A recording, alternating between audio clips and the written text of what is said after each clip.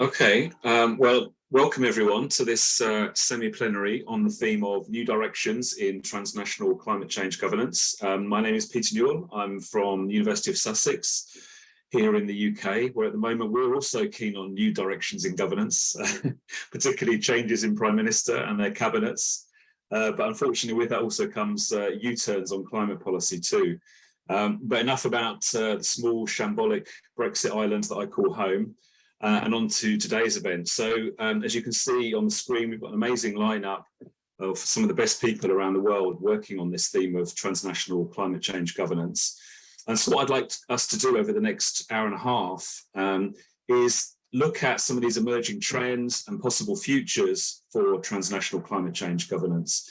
Clearly, we've seen over quite a number of years now, increasing numbers of cities, businesses, civil society actors, adopting climate targets and strategies, engaging in a so-called race to net zero. And with that, of course, come a whole series of governance challenges around coordination, fragmentation, how to guarantee effectiveness and inclusion and deal with questions of justice. And these efforts are obviously multiplying as the world tries to gear up to get to steer ourselves onto a 1.5 or even a 2-degree trajectory. So some of these challenges are also, I think, intensified by the need to accelerate climate action, to integrate it across so many diverse sectors and regions of the world economy, and to do it in a way which also aligns with the Sustainable Development Goals. So one of the sponsors of the conference here is the Sussex Sustainability Programme, and their big focus is the Sustainable Development Goals. And that's also a key part of our conversation today, I suspect. How do we integrate and make sure that responses to climate change are simultaneously also enabling and supporting action on a whole range of the 17 SDGs that governments have signed up to. So how do we meaningfully explore positive synergies and co-benefits as much as possible? So this panel will discuss the practical, political, conceptual challenges associated with this emerging and evolving landscape. Each speaker has strictly agreed to stick to 10 minutes. Some have even promised to speak for slightly less than 10 minutes, which is good news because it means we'll then have a good half an hour, hopefully, for discussion. And so we've got someone there in the with you in person who's got a roving mic, so you can ask questions, or there's microphones at the front to come up and give your question. Those of you joining online, please also feel free to put questions in the chat, and I'll try and keep an eye on those and pose them to the relevant panelists. But first of all, we'll take them in order. So first up, I'm delighted to introduce Matt Hoffman, who's going to say something about how transnational climate governance efforts in trying to get decarbonisation processes unstuck also relate to questions of just transition. So Matt, you have the floor to give us some background on those issues. Thank you. Great, thanks, Pete. Thanks so much for putting this together and being a sponsor for the ESG conference. We really appreciate it, and I'm really happy to be part of this semi-plenary. Let me start with what I see a couple good signs, really good signs in the trajectory of transnational climate change politics. First, there's a vast expansion. When I first wrote about transnational climate governance experiments in 2009, 2010, I put together a database of 60. And that seems pretty quaint right now. And this burgeoning population of climate governance, transnational initiatives has also been joined by this burgeoning population of meta-transnational initiatives that are steering or organizing or orchestrating individual initiatives. So Race to Zero as an example of this. And so it's really been an unbelievable expansion in the last 15 years of the ecosystem of transnational climate governance initiatives. And I've also seen over time a transition or evolution in the relationship between transnational climate governance processes and national and international governance processes, right? And so if we start off, we had basically climate governance equaled multilateral governance, right? And then when transnational governance first emerged, it was kind of as a protest or an alternative set of climate politics. And so you could think that in the 90s and 2000s and early 2010s, you'd have sort of two spheres that, were not completely disconnected, but they were really two different worlds of climate governance. And now they're coming back together, right? And so you've got really some nice conscious efforts to incorporate transnational climate governance into national and international governance processes. But you also have, I think, greater recognition of the role of transnational climate governance processes in kickstarting or getting national and international processes moving in different directions. And so we went from this one version of climate governance to two relatively separate versions of climate governance, and now they're coming back together, right? And it's, again, it's not fully overlapping, think Venn diagram, but there's certainly now more integration. And I put that as a positive sign, but we can talk about how positive that is and what are some of the challenges around that. And so I think a lot about what this means for decarbonization efforts. And because my sort of working assumption is that transnational climate governance has the potential to be catalytic for disrupting carbon lock-in. And to me, that's the whole game for climate change. How can our interventions, whether they're sort of traditionally national or international or transnational, how can they disrupt the reinforcing dynamics, political, economic, social, technological, that naturalize the use of fossil energy? In my work with Stephen Bernstein on the politics of decarbonization, we tried to interrogate how transnational climate experiments and initiatives offered the potential to do this, depending on how they develop and perform to alter norms, capacities, and coalitions, political coalitions. How do they change the landscape there? And this is really about how they're able to get climate change action unstuck. And I think the growing integration of the transnational and other spheres of climate governance that we're starting to see offer opportunities to expand that catalytic influence. But there are some parameters I think we need to think about for making the most of this. So making the most of that, that middle part of the Venn diagram, which if I had a slide, it'd be really cool, but I don't. And I think that this needs to be the focus, or at least for me, this is the focus of research moving forward. And so I want to talk about this in a couple of ways. So first is the question, how do we incorporate transnational initiatives into other governance spheres? And to me, this is really two kinds of questions. First, what do we value about transnational climate initiatives? And this is a question that I worked on in a paper with Hamish van der Ven and Stephen Bernstein. But how do we value these things? So how do we value what gets in the middle of that Venn diagram of how transnational climate governance is integrated? And so what's left out also? What gets integrated, what doesn't, and what difference does that make? And so for me and for the people I work with, part of this is about thinking differently about and devising different ways to measure the effectiveness or the value of transnational climate initiatives. Again, whether all the different kinds of examples that Pete laid out in the introduction here. And for us, emissions reduction potentials actually matter less than whether the initiatives scale and entrench and do so in ways to contribute to transformative disruption of carbon lock-in. So which transnational initiatives are breaking our reliance on fossil energy, as Zipporah talked about last night? Which are contributing to keep fossil energy in the ground? Which are upending the political power of the fossil energy sector? Which initiatives, in other words, are truly transformative? These are the ones we should be valuing, right? And these are the ones that we need to really integrate into broader governance efforts, or that need to be catalytic of change in broader governance efforts. Unfortunately, we don't always have great ways to measure the transformative potential of transnational climate governance, right? It's great to say, yes, let's value the transformative potential of transnational initiatives, but this is pretty difficult to measure. So we often fall back on things like input-output analysis or goal attainment or emissions reductions. These aren't bad, but they are incomplete, especially a focus entirely on emissions reductions. Valuing emissions reduction potential in isolation can really miss indicators of whether reductions are short-term or reversible or likely to be durable, and can also miss sort of the conditions needed to leverage changes that drive systems towards decarbonization. So when we think about how transnational climate governance initiatives can or should be integrated, I think we need to figure out how to measure, at least account for, transformative or disruptive potential. And this means assessing how these initiatives contributed to normative and institutional change, not just emissions reductions. And also means thinking through not just the intended consequences of the initiatives we study, but also imagining the unintended consequences of these efforts. A second exciting trajectory, I think, for me, for what's next for transnational climate governance is the nexus with equity and justice, as Pete foreshadowed.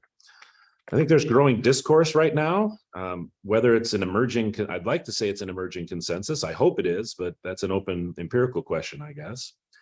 But there's a growing discourse that discusses how the effectiveness of decarbonization efforts is dependent upon the integration of those efforts with the pursuit of equity and justice. So another sort of version of integration with traditional governance initiative or dynamics and with equity and justice.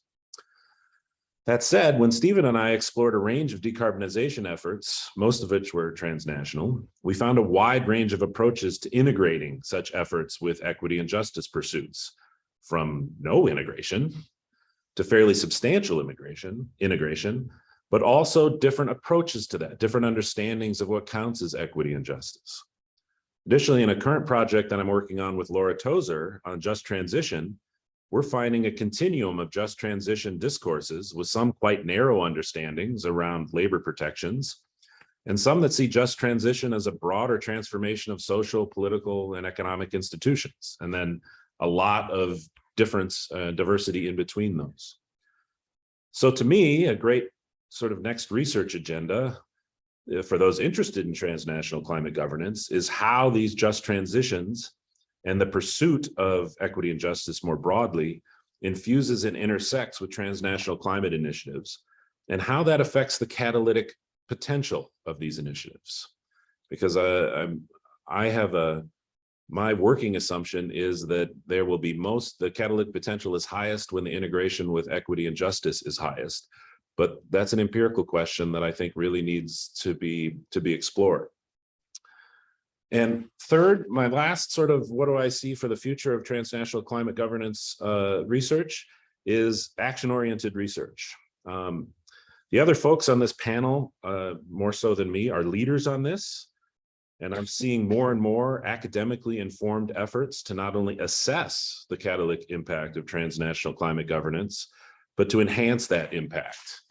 And to me, I think this is perhaps the most important research direction, especially as transnational climate governance initiatives are more of that intersection with especially multilateral governance is really seen as ways to fill the gap, as sort of driving the processes of the multilateral accomplishment of the Paris Agreement. And as they get more and more integrated into traditional governance processes, I think we have a responsibility to be, as people that know about this, to orient our research towards action on these counts. And so let me just close by saying transnational climate governance has moved well beyond a fascinating academic area of study. It's a key piece of now, I think, the fight to stave off the worst of the climate crisis, and the beginnings of which are obviously already upon us and being felt most acutely by those with the least responsibility. And I think there's an enormous set of opportunities for us as a community to really push forward this research agenda. Thanks so much, Matt. That was fantastic. Great start to our conversation today. And hopefully segues nicely now into Michelle, who's sat next to you, I think, who's going to tell us a bit more about transnational governance linking across key spheres of policy around climate and biodiversity. So Michelle, you have the floor. All right, thanks, Pete. Good morning to everyone. Nice to see you, and great to be on this panel. And as Pete said, I'm going to just continue this theme that Matt laid out in terms of this issue of integration. And I mean, I think there's, this is the challenge. There's lots of things that need to be integrated. And I think the transnational sphere is increasingly looking like a place where there's lots of opportunities to do so. And so, the one piece that I'm going to talk about is around climate and biodiversity, as well as with equity. But obviously there's lots of other things that need to be done. But I'm going to talk a little bit about some work that I've been doing with Harriet Bulkley and Stacey Vanderveer and Anouk Franzen on this question of looking at the transnational sphere as a space, very active space, where we have non-state and subnational actors responding to calls from the international scientific and policy communities to think about the ways that climate change and biodiversity are interrelated problems. And so, as most of the people here probably know, there was a IPCC, IPBES report in 2021 that concluded neither climate change nor biodiversity will be successfully resolved unless both are tackled together. This was reinforced in the most recent IPCC report with Working Group 2, providing evidence about the critical role of climate change in exacerbating biodiversity loss, the importance of ecosystem services and reducing the impacts of climate change by providing sinks and enhancing capacities for community resilience. And of course, in Working Group 3, recognizing a critical need to reduce emissions in the agriculture, forest, and land use sector, often through the use of nature-based solutions, and their role, the sector's role in terrestrial, marine, and urban environments as a form of carbon capture and storage. So we're seeing lots of sort of the scientific language of talking about the ways that these two issues are intersected. And we increasingly hear calls for transformative change, which in this context seems to be calls for integrating, thinking about climate and biodiversity loss, addressing them simultaneously, but also accounting for and advancing issues of social justice. So bringing together both the climate and biodiversity issue in a way that Matt was talking about brings in equity and justice, which all sounds like a great idea. Let's bring it all together. But of course, what such change entails is unsettled. It raises all kinds of political questions about whose knowledge, rights, interests should be protected, how burdens and benefits should be distributed, how we make trade-offs between climate, biodiversity, and justice goals. How will those be made? What values will drive those decisions about trade-offs, and by whom? What forms of intervention should we be focusing on? So in climate change, we often talk about the focus of mitigation versus adaptation. In biodiversity, there's the discussion differences between conservation, restoration, and thriving with nature. And of course, in social justice, we have discussions about participation, recognition, distribution, capacities, and entirely new ways of understanding justice that reflect non-Western worldviews and cosmologies. And so figuring out how to put those pieces of the puzzle is far from straightforward. And of course, we can see the nature of these challenges in some of the discussions around nature-based solutions.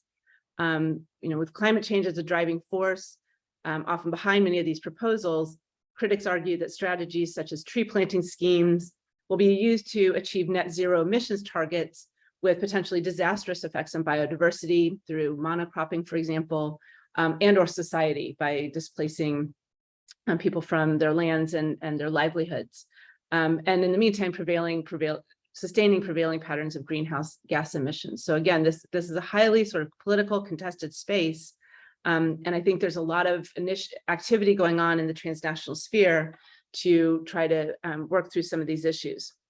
To date, there's been relatively limited work on these issues or tackling these issues in a meaningful sense within the international regimes. But we see a lot of activity going on in the transnational space. And we see three trends here. So one, you have transnational initiatives that have traditionally been more focused on climate change are adding nature and biodiversity to their portfolios, either as a means for achieving net zero. So net zero is absolutely a space where this is playing out, or seeing biodiversity as sort of your next step of having more ambitious climate goals to show that you beef up your environmental credentials, that you're doing more than everybody else. And we see this in initiatives like the CDP, the Carbon Disclosure Project, Natural Climate Solutions Alliance. There's also non-state actors in the conservation sector have really begun to establish initiatives to ensure biodiversity goals are met through climate action. So these are things like the IUCN Urban Alliance, Tropical Forest Alliance, which is a group of private sector actors that are intent on reducing the negative impacts of their value chains. But we also see entirely new and novel forms of transnational governance initiatives emerging that are trying to link these biodiversity, climate, and justice issues all together. And these are things like the Ocean Risk and Resilience Alliance, Business for Nature. And so our sense is that we're seeing not only the climatization of biodiversity through these governance innovations, but also the biodiversification of the climate domain as acting on nature is not only a means to address climate change, but also a marker of ambition and integrity of climate governance and biodiversity-led. These initiatives cast outcomes as co-benefits of responding to the loss of nature globally. So again, what we're interested in is developing a research agenda that looks at this, what's happening in this transnational sphere, to better understand the politics of bringing together the climate and biodiversity issues. And, looking at how is this shift in climate and biodiversity networks creating new actor coalitions, what sorts of new expertise and resources are being brought to bear, how's it altering flows of agency, materials, and finance, and ultimately reshaping how we understand both climate change and biodiversity as problems and the types of responses that are appropriate. And so really interested in how these initiatives are framing these interconnections and redefining these problems, but also the types of practices that they're engaging in to do so. And so Anouk Franzen, a PhD student at Utrecht University, has done some preliminary work looking at a group of 20 biodiversity initiatives that have focused on climate change and largely through the promotion of nature-based solutions. And here she sort of sorts them into two camps, finds two overarching frames. One that's really focused on biodiversity explicitly as a means through which to address climate change with a strong focus on mitigation. So here, this nature-based solutions tool is seen to have instrumental value for efforts to address climate change. And on the other hand, there's a discourse that identifies biodiversity loss as a threat, either directly to actors or in existential terms, that requires interventions to manage nature to reduce this risk. So here you have concern that climate change poses, or biodiversity loss poses an existential, climate change poses an existential threat to biodiversity. And so you have groups like Cool Earth saying nature is not nice to have, it's our life support system. And so these are very different ideas, understandings of how these issues are linked, where the focus of interventions should be. And so we have considerable confusion about what counts as appropriate, a useful, and effective, or just nature-based solution. In terms of practices, we see a great deal of, and this is happening in a lot of other sectors, but a heavy emphasis on financialization, technologization, and what we're calling indigenization. And so, through carbon accounting and ecosystem services, lots of support for market mechanisms. So nature is not only seen as a commodity, but increasingly as an asset, something that can hold sort of long-term value over time. And that's made possible through various technologies like remote sensing that can help us sort of see what's happening in particular points in time. And in doing so, of course, removes the understanding of what's biodiversity in particular places to a global scale. And then alongside these dynamics, there's a third set of techniques that seem to be seeing using nature-based solutions as a way to legitimize the involvement of Indigenous communities. So that the sort of equity piece is engagement with Indigenous communities, but what that actually looks like and how that can be done and whether that actually advances issues of justice is, of course, contested. So in terms of a research agenda, I think efforts to look at these dynamics more systematically, to explore how the developments in this transnational space are not only redefining and shaping these linkages, but also what the effects that has within the UN climate and biodiversity processes, because we know, based on past experience and a lot of the work that people here have done, showing how that filters up into the UN system, but also to the national level, to the local level, across communities, that what's happening in the transnational sphere has wider implications, and we need to better understand that. Thanks. Thanks so much, Michelle. That was fantastic and very, nicely linked to what Matt was saying, because it's as the climate agenda and, well, I guess, and the biodiversity agenda try to accommodate one another, they have to navigate the injustices or the histories or competing framings and rights discourses in the other area. And we're clearly seeing that around net zero claims and some of the fantasies about the amount of land that's going to be available to, probably Zipporah was talking about this last night. I imagine the oil and gas producers with their claims about how much land is going to be conveniently set aside to accommodate their production plans, etc. So that's fantastic. Thanks so much. So without further ado, moving on now, taking it down a level in a way to national level, I'm going to bring in Navros and talk a little bit about how national institutions for climate governance, their role in addressing issues of coordination, building domestic consensus, etc., which is clearly also vital to climate action. So over to you. Great, thanks, Peter, and my thanks for organizing and putting us all together. I'm actually going to also pick up on Matt's talk, which I thought was a really nice sort of setup. Michelle took it in one direction, and I'm, as you mentioned, might take it in a slightly different direction, looking more at the national scale. And in a sense, I kind of want to unpack this intersection in the Venn diagram that Matt almost showed us, but didn't quite get around to showing us on the slide, between sort of transnational and national governance. I'm going to try and take you through why I think it's useful in a sense to also, as part of a complementary conversation, start with the national level and in a sense work our way back out. So I'm going to talk a little bit about that national governance story, link it back to how it is shaped in part by some of these international conversations, and then sort of take stock a little bit of what do we make of this, and just to say that this is based on some recent work that I did with a really wonderful group of people. I'm not going to list them all because there were 8 of them, but it was a nice paper and a nice project which we call the Varieties of Climate Governance project that came out last year. So I think the starting point, one starting point for thinking about why national governance mechanisms matter is just empirically, we've seen in country after country, there's kind of been a thickening of these mechanisms. You see climate laws, you see coordination committees, you see knowledge bodies like the UK Climate Change Committee, and you see subnational bodies showing up in federal contexts, and all of these are shaping and mediating the role of this sort of incredibly diverse set of polycentric actors, both at the national level, like cities and businesses, and of course linked up in all sorts of ways through transnational coalitions. And I just want to sort of, in a sense, use my time to pause and say, well, what is the significance of this proliferation of these national bodies? And this is not by any means to kind of take us back a decade and more to sort of pre-Ostrom and say, well, let's put aside all this messy polycentricity and think about top-down state-led action. Not at all, but it is to say that those state actors do end up, I think, mediating and structuring the space within which all these diverse actors operate. And that mediation happens in 2 ways. One is through existing bodies of various sorts that may not have been set up in a sense to address climate change, but end up having to do so, whether it's existing environment ministries or power ministries or whatever else it might be.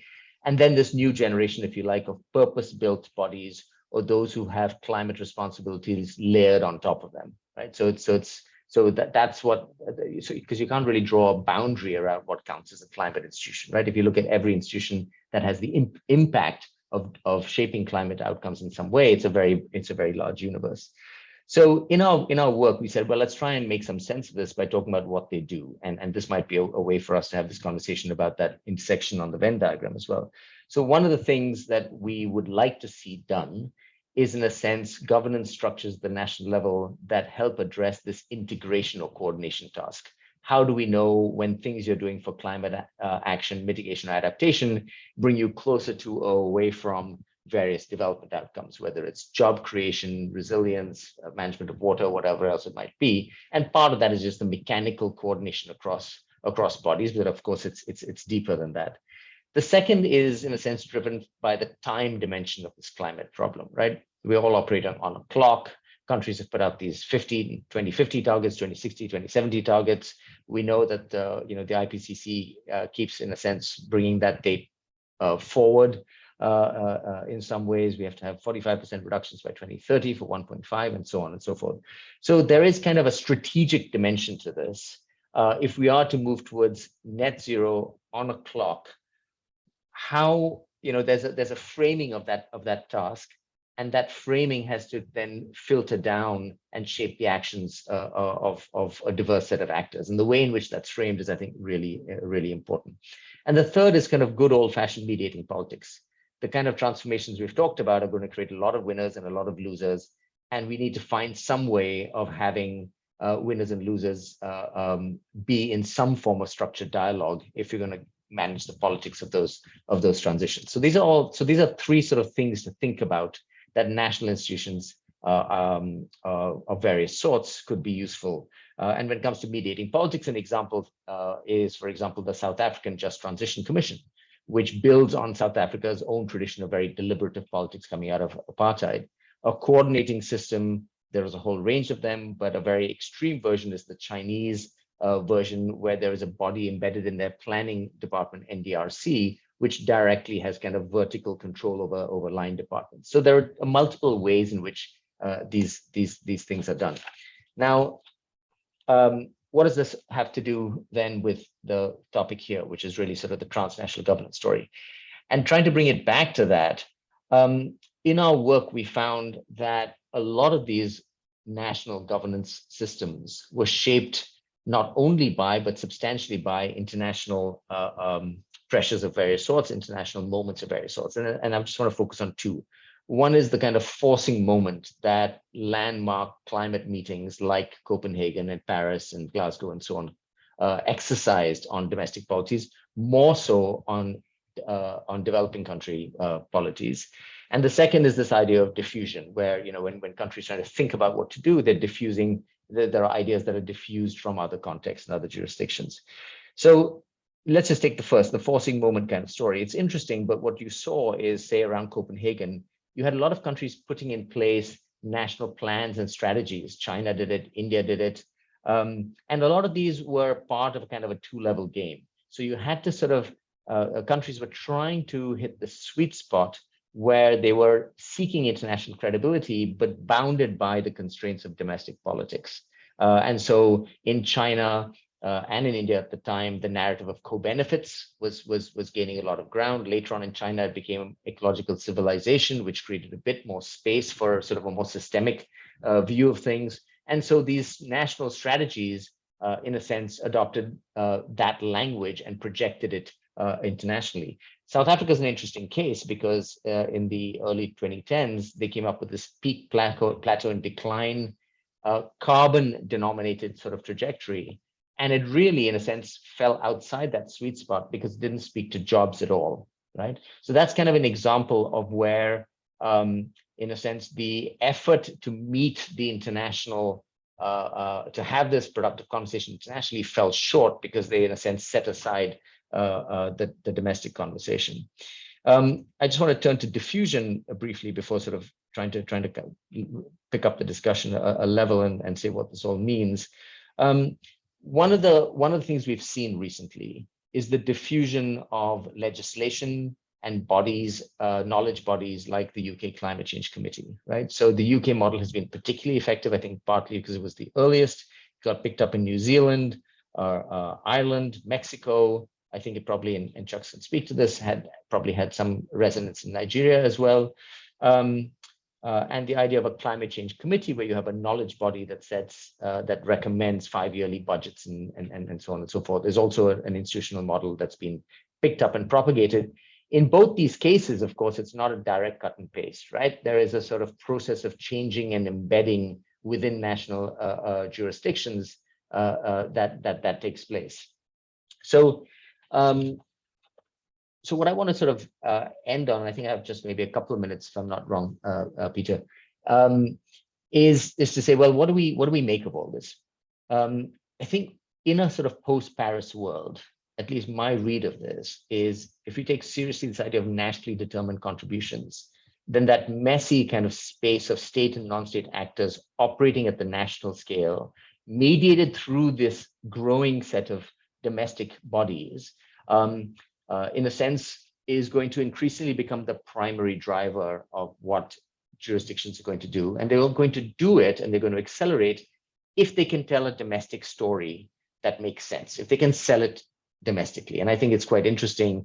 You know, it's not for no reason that the most progressive US climate legislation in history is called the Inflation Reduction Act, right? I mean, it's obviously the nature of their politics is such that was the sort of narrative they had to spin in order to get this through. And perhaps something less extreme than that, but something analogous is true in most other countries.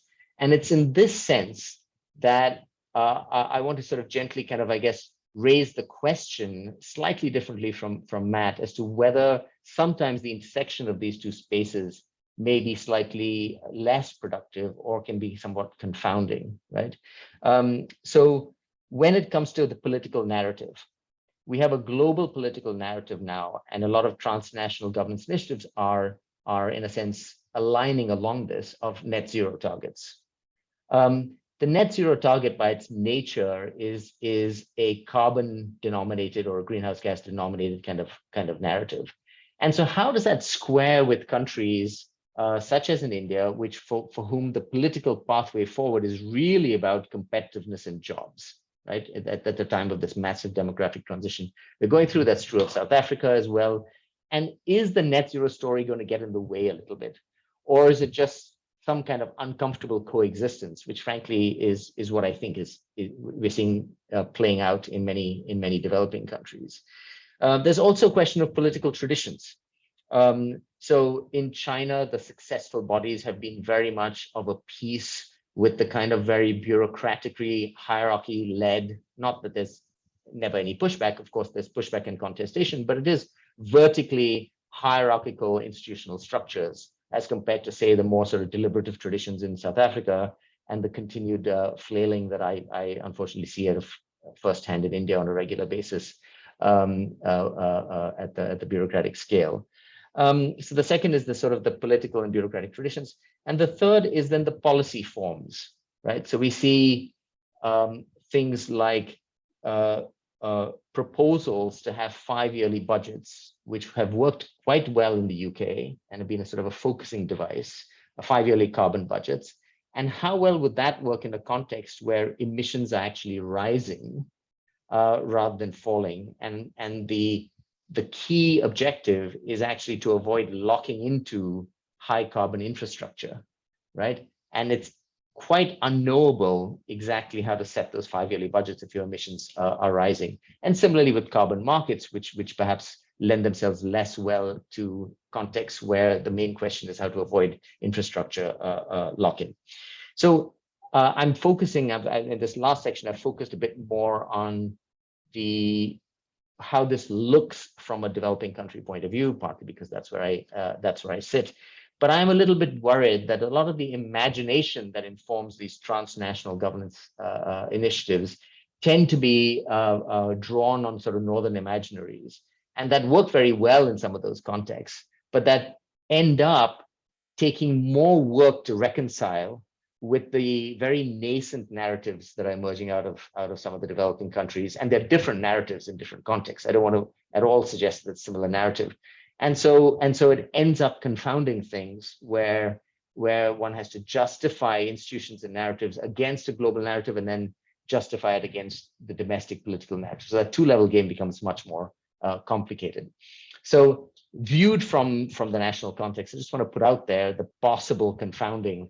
And if we do think the emergence of national governance structures is the sort of core space where some of these things are mediated, then perhaps what we need to be thinking about more is creating the space and the conditions for those to be locally developed in ways that make sense in the context of local politics. Thanks. Thanks so much, Nawaz. That was fantastic, and nicely takes us from the varieties of transnational climate governance to varieties of climate governance at national level, and the sorts of interactions, within the state, but also with non-state actors at national level that will be the drivers and ultimately play a decisive role in the effectiveness of climate governance initiatives. And of course, one of the things they'll have to wrestle with in most contexts, I imagine, is questions of justice, which is now what Chuck Stokorecki is going to be talking about in his 10 minutes. So Chuck, you have the floor. Thanks very much. I feel really frustrated that even though I'm here in Toronto, my internet connection seems to be very weak. But I will manage to see how much I can contribute to the very fascinating discussion. I want to perhaps put in a much vulgar way or provocative way some of the really interesting intellectual points which have already emanated mostly from Navrov's contribution.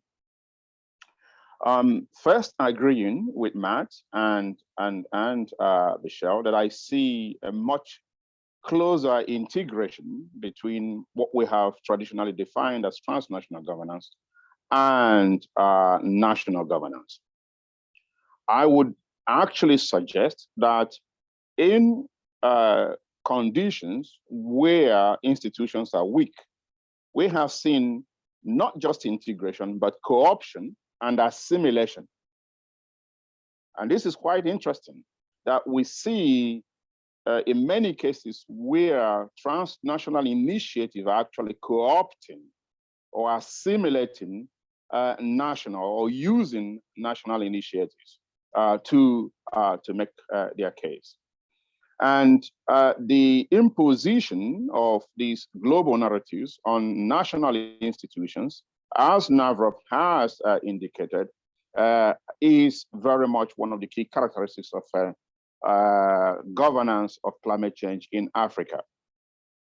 There are three key areas of inequality between the transnational initiatives and global national initiatives that are producing unjust, inequitable climate and development outcomes for Africa. One is knowledge production. Second is finance and resources. And the third is structural inequality. First, knowledge. Nearly 99, if not 100% of the African NDCs have been designed and written by foreign consultants. These consultants use their LEAP models or integrated assessment models, of which many national bodies know very little about. One of the clear consequences of this is that many African countries do not know the full implications of their net zero targets. Many NDCs, as a result, do not have investment plans. And critically, there is a serious divergence between the climate targets of national climate documents and the developmental targets enunciated in the mainstream macroeconomic development documents of most African countries. What I see is a situation where a lot of Africans' climate objectives and goals are actually designed not primarily to advance a national economic agenda, but to meet international reporting obligations. So you see that in the run-up to the Paris Agreement, the diplomatic shuttle buses were set alight on Africa as transnational initiatives and actors in, of course, collaboration with national actors went from one state to the other to stimulate the formulation of NDCs using, as I've already indicated, foreign consultants with their LEAP models. And the focus was really on how many African countries are able to contribute and make an NDC announcement. The quality of those announcements, the quality of the documents were of secondary importance. I've already indicated how that led to this celebration of many announcements from poor African countries, which our analysis have shown that there is a very limited potential or even intent to implement.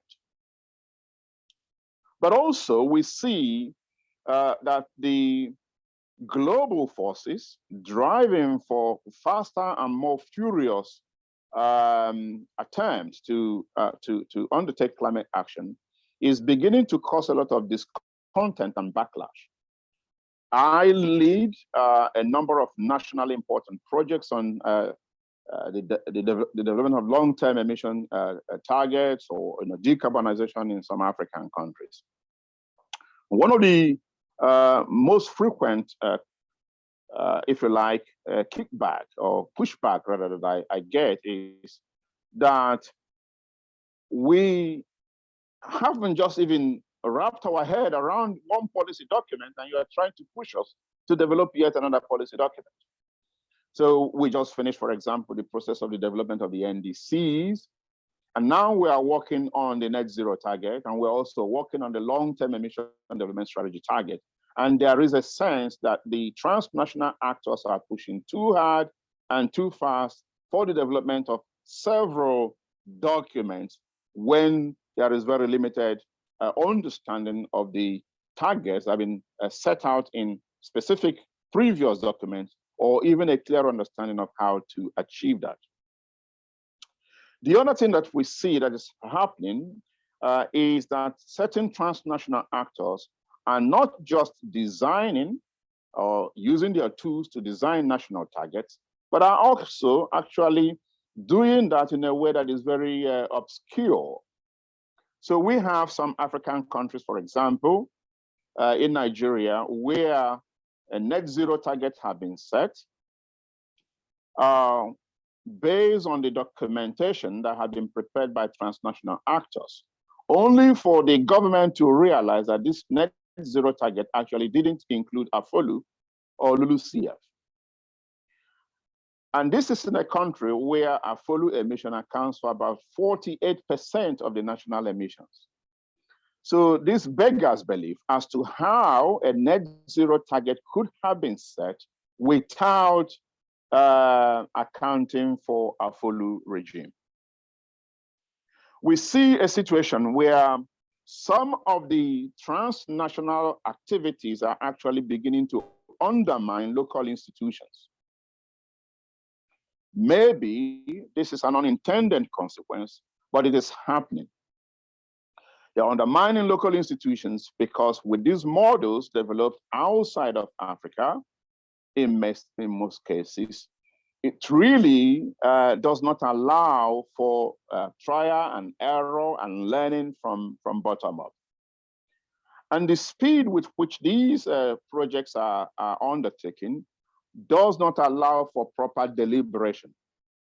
So again, the Nigerian ETP, the Energy Transition Plan, was developed within a space of 1 month at the office of the Vice Presidency of the country.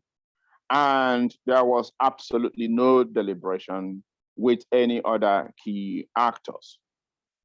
What many people woke up and saw was through working with Sustainable Development Goals and many other transnational actors, including the NDC partnership, behind closed doors was how this target was really generated. And so I see a situation where, yes, there is a growing sort of integration, but also, as I already indicated, a lot of co-option and assimilation. And to the point that Pete was making his introduction, and which is already implied in a lot of what I have said, these relationships are not working for justice and are not working for development. The emphasis continues to be much, much more on climate action and mitigation, and very less on development or on equity and justice. So having spent my last 3 years or so in Nigeria, working across many African countries, I see that transnational collaboration for climate governance have really helped to stimulate more awareness, get African countries to sign up to several agreements, to produce many documents, but have left limited room for significant discussions about how to integrate climate objectives with development objectives, but also how to really embed climate action in a way that is promoting more inclusion and justice for local actors. And this, as I already indicated, is beginning to result to a backlash. On the issue of concept, I think that back to when myself and Harriet Buckley and Heike Schroeder wrote on the conceptual challenges of the transnational governance, the issue of the way that you analyze power, the structure and agency, but also the legitimacy and accountability of transnational government initiative, especially in areas where governance are traditionally weak, are some of the conceptual challenges that I think we need to take up as an intellectual project going forward. And we really need to, as Navrov, I think, was indicating, begin to really question and explore the way in which we can build the capacity of local actors to be able to engage with international actors in a way that will ensure that both climate objectives are pursued in a way that are consistent with the furtherance of the goals of equity and sustainable development more broadly. So I'll leave it there. I hope that network has allowed you guys to hear a little bit of what I was saying. It was very, very clear. Thanks so much, Chucks. And, not just clear in terms of audio, but in terms of the message, and reminding us so clearly about, the uneven landscapes in which all of this is taking place, raising those questions of co-option, assimilation, picking up on the theme of policy space that Navrov spoke to about, whose knowledge, whose finance, whose policy models are getting exported through these means, and on whose behalf, and by implication, whose voices are being excluded in the process. So that's fantastic. Thank you very much. So last but not least, we have Tom Hale from Oxford now, who has got a graphics. We've got one slide in this session. Tom, I hope you're able to share your screen now to show your slide, and over to you for the next 10 minutes. Thanks very much. Thanks very much. The slide will come later, so I'll leave it in suspense for now. It's very hard to follow this excellent set of remarks from everyone, because much of what I wanted to say has been said and better than I would have. So let me just very quickly add in a few additional points, and they'll hopefully help to integrate a lot of the other comments and set us up for some discussion going forward. Looking forward to the questions. So the question I want to dwell on a little bit here at the last set of remarks is on the question of power, and really to ask, how much power does transnational climate governance actually have? Is it a powerful thing? And how do we know, and what is the effects of that? My thinking around this is actually was stimulated yesterday by a colleague of ours, someone who's collaborated with many people on the panel and is a pioneer in this field. Harriet Bulkley was in Oxford yesterday giving a lecture, and she spoke a lot about this question. So it really stimulated my thinking here. And why we're thinking about power is, I think, Matt, you came to it first, is, the challenge of decarbonization specifically, just that aspect of the climate challenge, is really a challenge of overcoming the political power of those who want to emit more carbon. And those are powerful people, because on average, political power comes from economic wealth. On average, economic wealth has certainly come in the past from the use of energy and fossil fuels in particular. And so, to a first approximation, having a lot of fossil fuels is a good proxy for having power internationally, domestically, transnationally. So the question for transnational governance and for experimentation as a mode of governance is, does it change that? Is it actually able to erode this big accumulation of power that's around the political economy of our main energy source the past 200 years? Or is it just sort of like water swirling around a big sort of rock in the ocean and not actually eroding or changing the shape of that rock? And as Matt said, the scale and scope of transnational climate governance is now massive. So if you look on the UN website, the Global Climate Action Platform, for example, it tracks cities and businesses around the world that are saying they're doing things on climate change. And if you add up all of their figures, you get a kind of GDP that's much larger than any country. You get a population that's much larger than any country. So in some sense, you could say transnational climate governance is a superpower. It's obviously bigger than everything else. Is that actually power? Right, and that's the key question I'd like us to think about a bit. So let's offer a few ideas on how we might, under what conditions we might think about the power of transnational climate governance, or the lack thereof, and also to zoom in on one example, which Navras and Chucks, you've both already begun to speak to, which is the relationship between transnational climate governance and national policies, which is one specific instantiation of where power might be sought or might exist or might not. But first, let me just say one word about how we should understand this whole idea of power, because obviously it's an inherently contested and complex idea in the literature. But if you'll indulge me for the brief purposes of a roundtable discussion, let's just kind of go with the simple Dalian definition of A having power over B if it can get B to do something it would otherwise not do. And so we need to think about how transnational climate governance might be able to achieve that. And the work of many of the people here on the panel has been to kind of explore those levers and the ways in which power could be accumulated. And to kind of crudely generalize, I'd say there's really three kind of main modes that power takes in transnational climate governance. One is a sort of expertise or technocratic power, right, which shapes how people understand issues or the information that they make their decisions on. And a good example to my mind of this is the greenhouse gas protocol, which is, of course, the fundamental carbon accounting system that was developed really through transnational actors in the early 90s and became used widely throughout different layers of governance and a whole range of scenarios, and still shapes our understanding of this problem today. Second main dimension people who have written about transnational climate governance tend to focus on is its normative aspect. So it's able to define what good is and what is appropriate. And we can see this, of course, in areas like, say, should universities divest from fossil fuels, or should companies do ESG, or the many kinds of ways in which actors should attempt to achieve legitimacy or to otherwise say they're doing the right thing, or to seek a sort of logic of appropriateness through adherence to different kinds of transnational governance, or potentially to use transnational governance as a tool to achieve strategically a perception of legitimacy when that isn't actually the case.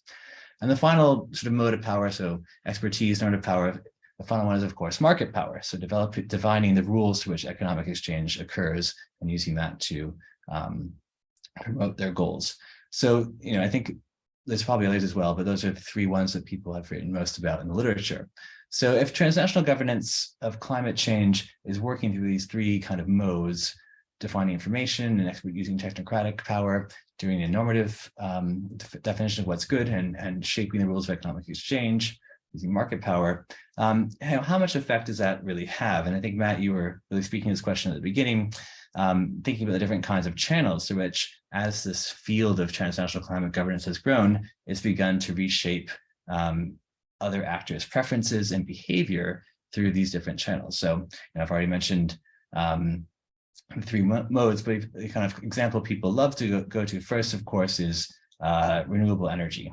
And here's a very clear kind of model where action by some leaders can change the technologies that are available, the market cost benefit of different kinds of choices, and that then shifts the preferences of actors later in time because, hey, this is all really cheap now. So if California and Denmark and Germany have led the way, and say companies are investing in renewable energy or buying lots of electric vehicles, those technologies then become more available to others who maybe didn't care so much about climate change in the first place. And so you have the ability of those leaders to actually reshape the choices that followers might make. Of course, that's one example where it happens, and there's many where it doesn't.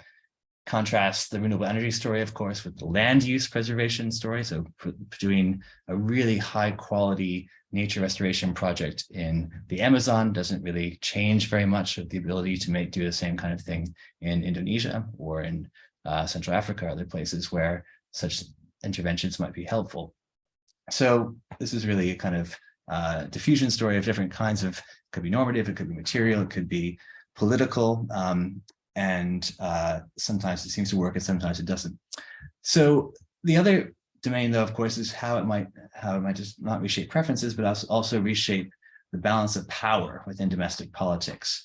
And in, for example, the United States, we saw a very clear demonstration of this attempt by transnational governance of different kind to reshape politics after the Trump administration decided it would leave the Paris Agreement and led to the emergence of America's Pledge, and we are still in these coalitions of subnational and non-state actors that were adhering themselves to the Paris Agreement, or saying they were.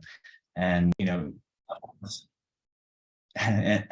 I think there's a little gap there. Obviously, I was saying something very sensitive in the middle there that's now had to be not recorded. So apologies for spilling all the secrets now. So if that's how transnational governance is thought to wield power, how much evidence do we have that that is really very powerful?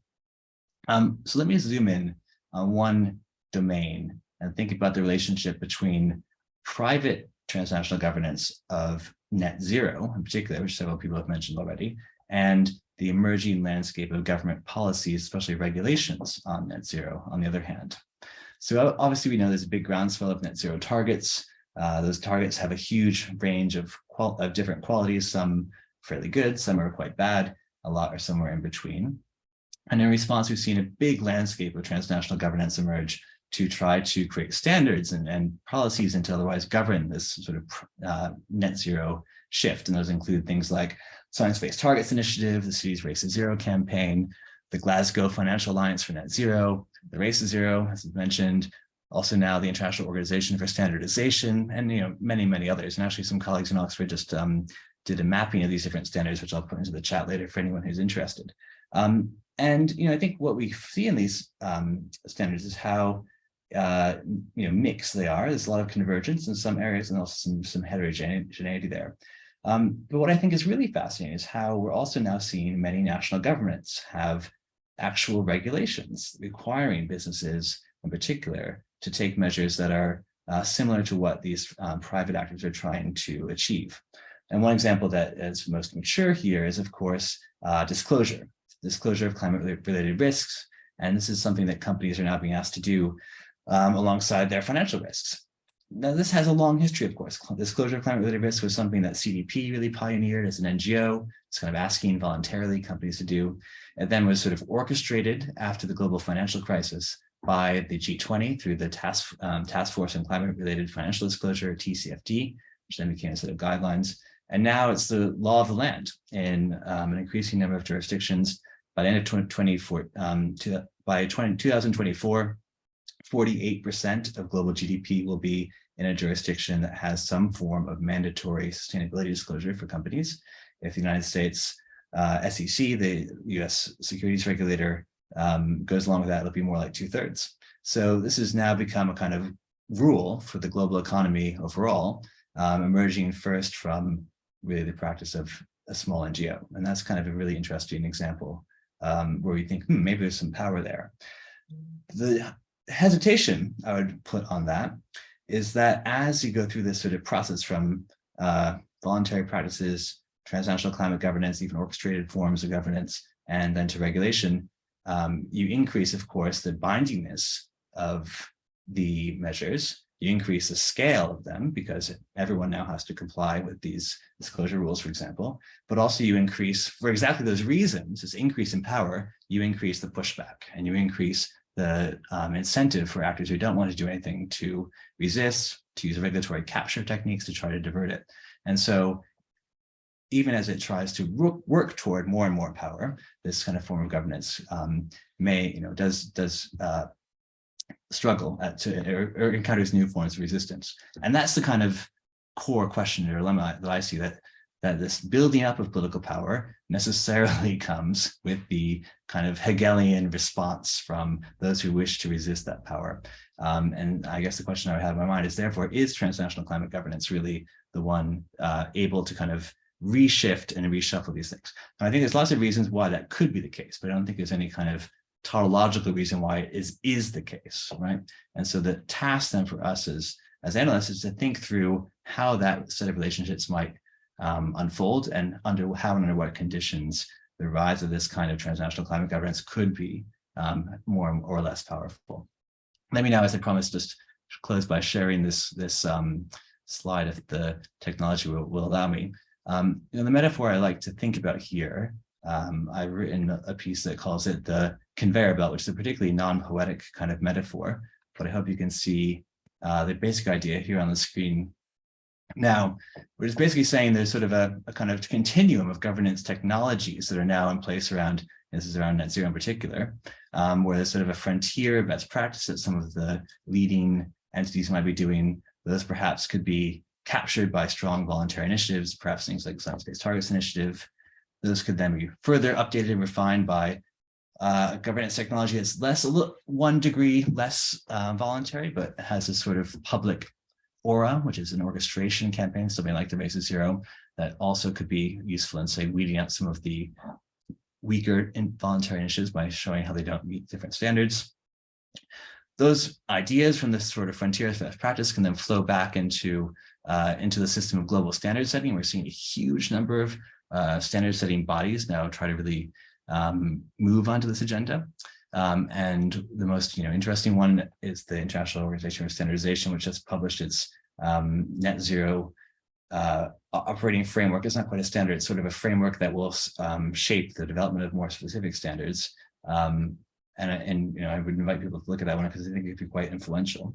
And then, of course, all of that shapes the regulations. And I guess my intuition is that positive transnational climate governance makes those regulations ultimately more likely to be good ones if they exist than if they didn't exist. So on average, I think it's a positive thing.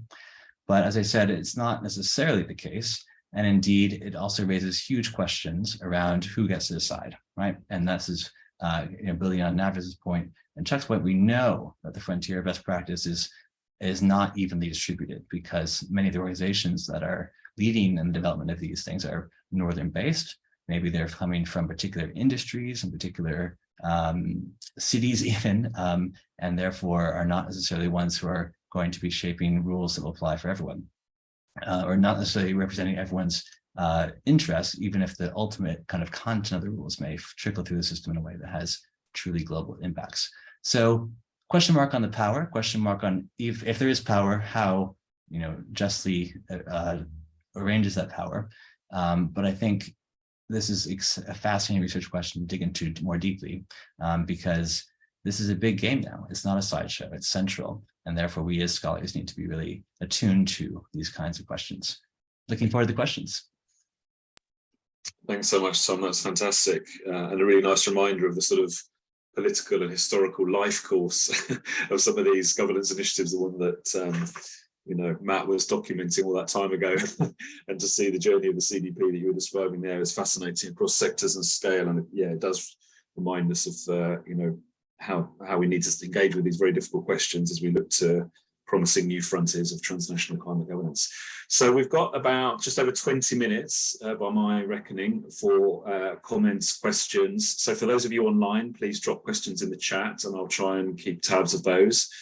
We have Jane in the room there for live questions. I don't know if there's anyone, I can't really see because I'm old and I've got bad eyesight, whether there are hands up in the audience. But Jane, if there are people there, can you I can be take the questions liaison there and then we can go to the chat.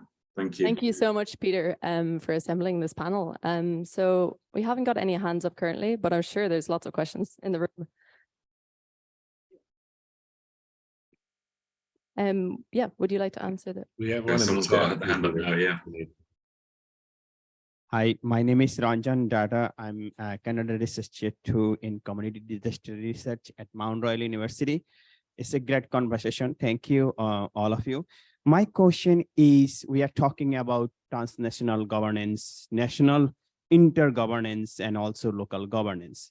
But we have seen all these forms of governments didn't work for a long time or created the mess. So my question is, when we using the same forms of governance structure,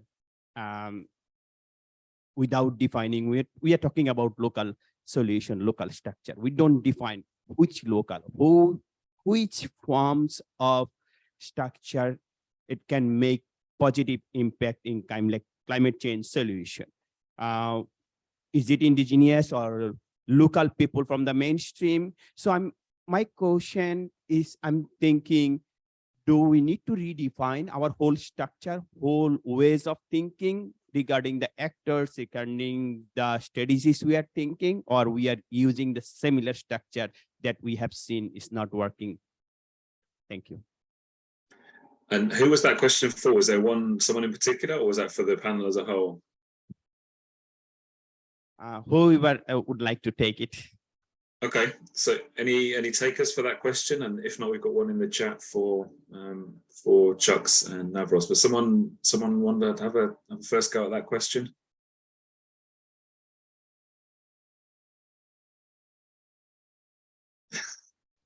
Don't come forward at once. Go on, Matt.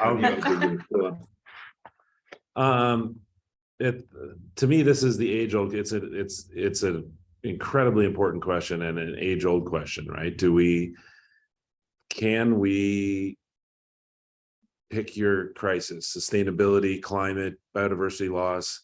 Can we address it in equitable ways within the systems that we have, or do they require sort of system change? and it's an open question, but I think that most people, or many people, hope that we can address these problems within systems that we have, except for obviously having to make the systems that we have better. So improving our systems in perhaps radical ways rather than starting from fresh. Some of this is a timing issue. Some of this is the sort of inherent conservatism of presentism.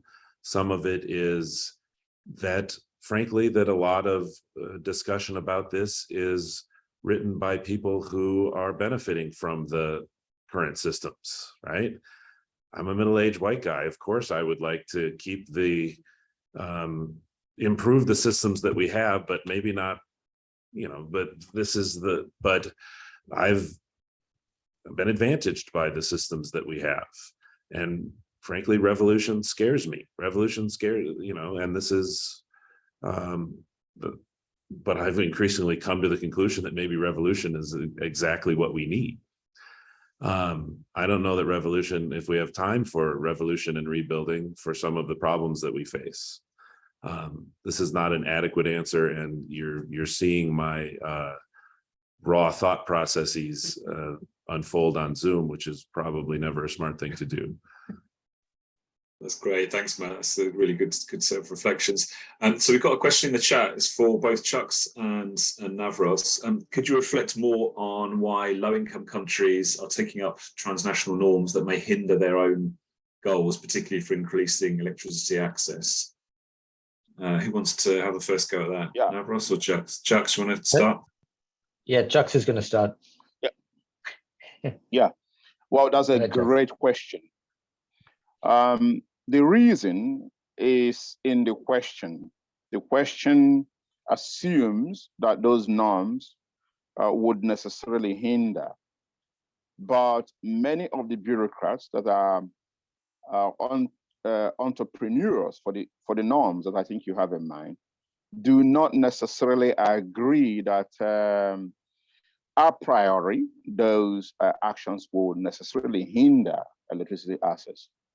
The seductive discourse is actually that you could increase electricity access, you could democratize energy ownership, you could harness the renewable energy potentials in Africa, for example, to simultaneously tackle the problem of climate change while also addressing issues of inequality and enhancing well-being.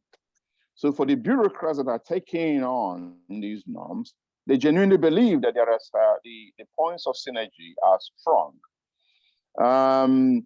The challenge, however, is that many of those advocates find themselves struggling, and Tom here was highlighting about the role in which international or transnational governance could actually have implications in national political plays and power plays.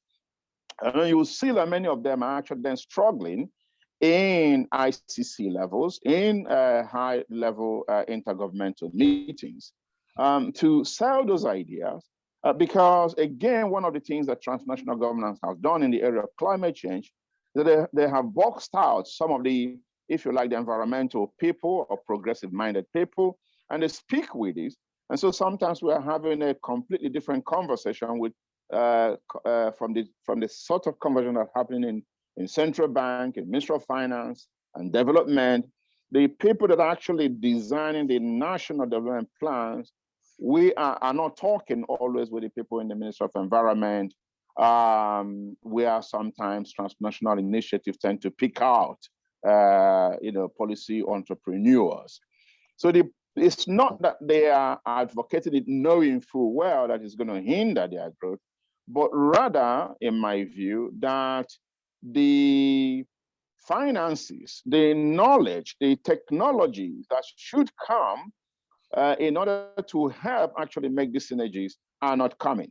And so they find themselves sometimes hang out to dry.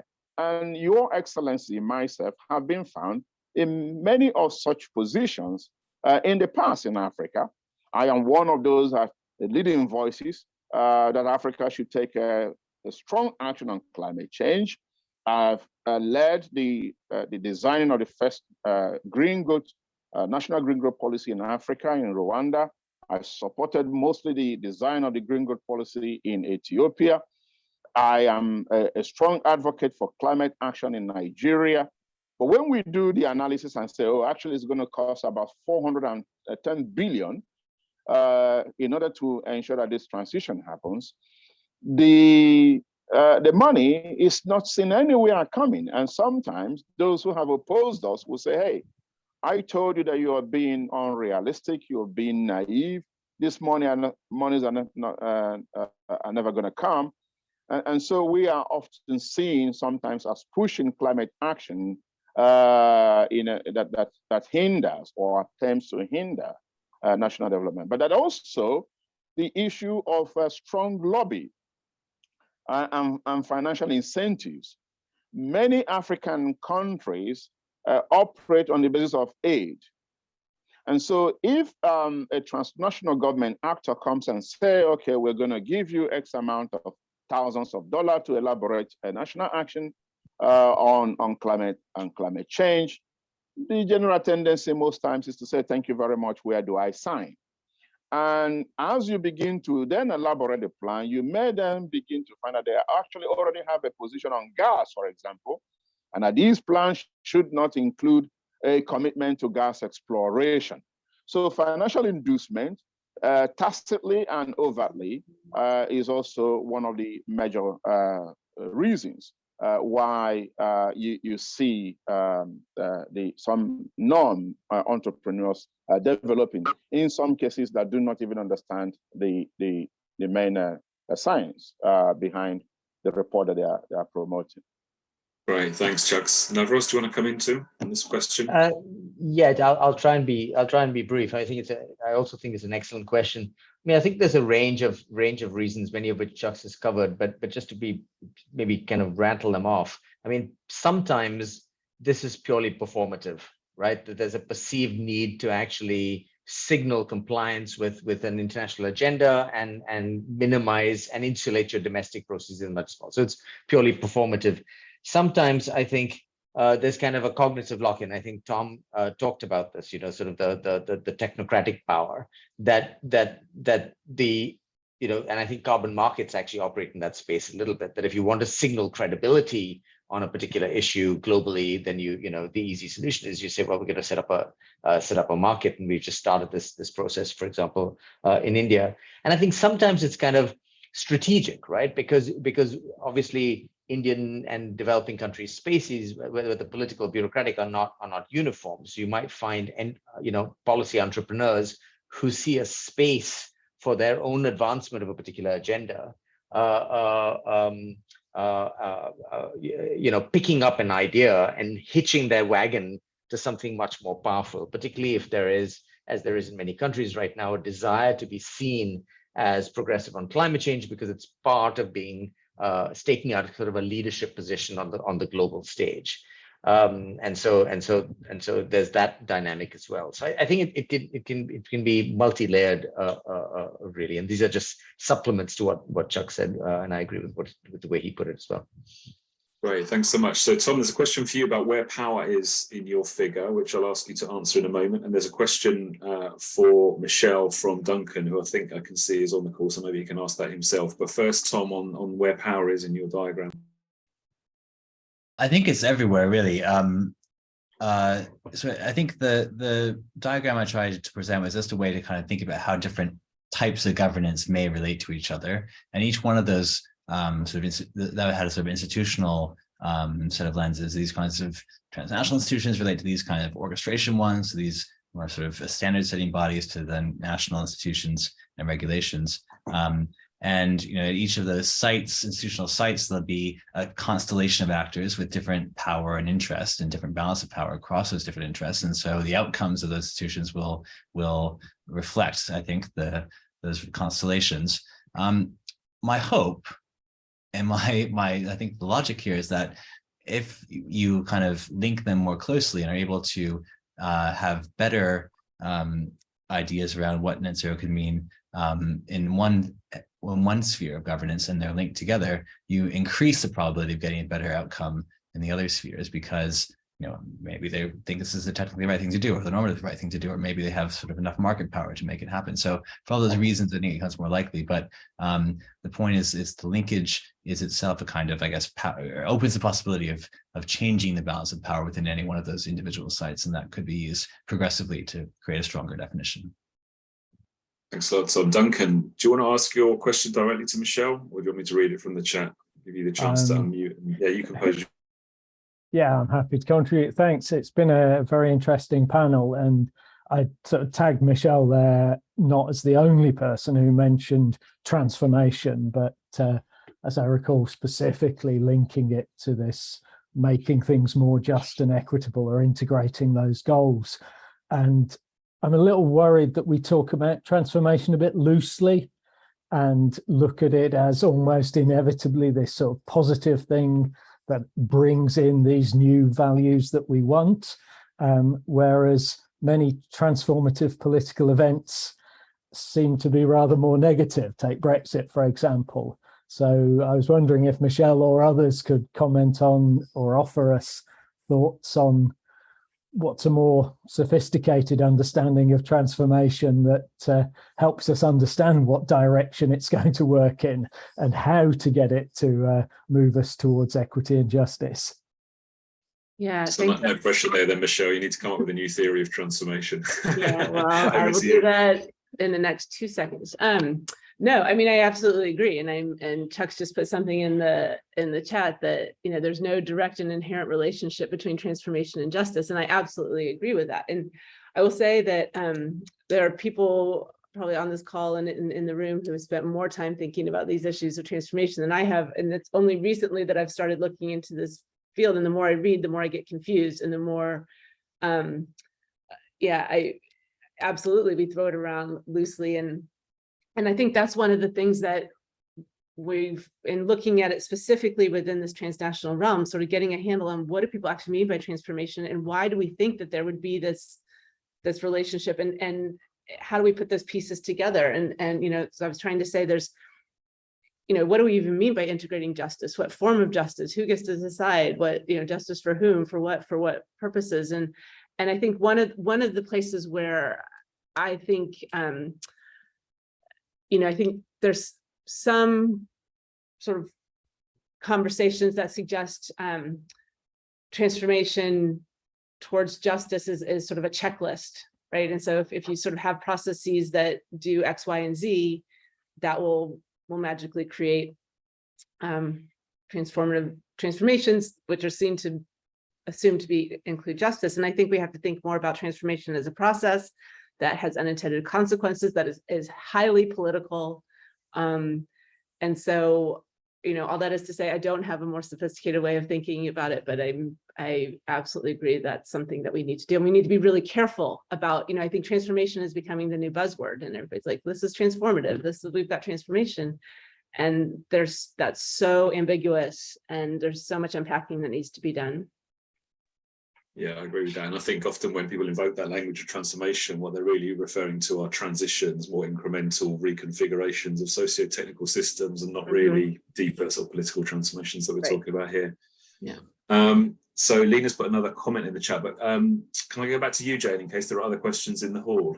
Yeah, there are. The hands up, there are. Okay, let's take a couple of those. There's one person now with a microphone. You can introduce yourself so that the rest of the room can see you better. Thank you. Todd Eisenstadt, American University in Washington. And my question is for Professors Chucks and Dubash and whoever else wants to answer, which is that indeed, I mean, the transnational community is co-opting, assimilating, weakening institutions at the domestic level. And I guess that's probably not anything new. That's what the transnational community, that's part of what it has done in development assistance, right, for some time. And so I guess the question is, what can the countries say, in particular, we talked a little bit about Nigeria and some of the countries of Africa, do to promote a stronger grassroots form of support for the transition? And how can the transnational community help? And I guess the question is, provide resources without strings. I suppose that would be part of what would be sought, but how can the transnational community also be certain that, you know, that resources are being used wisely? And it seems that there's a partnership between domestic governments and the transnational community that is promoting these particular changes very actively, and that perhaps some sort of prescription for a solution, while not necessarily possible in the next 5 minutes, at least some sort of consideration of that in a few words. Okay. Very helpful. Thanks. All right, thank you. So Jane, can we just squeeze in one more question from the hall, and then we've got 2 more minutes for whoever wants to respond to those questions. Yeah, sure. There was someone behind. Hi, my name is Helen Benveniste. I'm a postdoc at Harvard University. And I guess I had a question also for Navash and Chucks. You both have been talking a lot about, I guess, national narratives and how they play a big role in the ability to actually implement decarbonization policies, for instance. I was just wondering, as scholars, how do you think about going about actually studying potential national narratives that would be conducive to these kinds of implementations? Obviously, there would be like country specific, but how do you, as scholars, go about thinking about which of those narratives might be more likely to conduce to action? Thank you. Okay, thanks very much. So we're going to go 1 minute each. I'm going to start with Navros this time, and then come to Chucks. And then if anyone else has a final comment from the panel, then they can go for it. Navros, first of all.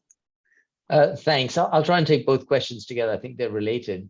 So my sense is that much of the developing world, in a sense, has not really been able to pull together either the narratives nor the sort of policy conversation that would allow us to drive our own agenda, which is why in my own work, frankly, I focus so much on these domestic institutions. So if we are able to build the institutional spaces that both are sort of knowledge laden as well as deliberative, so we're actually able to figure out what narratives will sell and see how those are contested in these spaces, then I think we're in a much stronger position, including to demand or request or insist on financial support to bridge those transitions.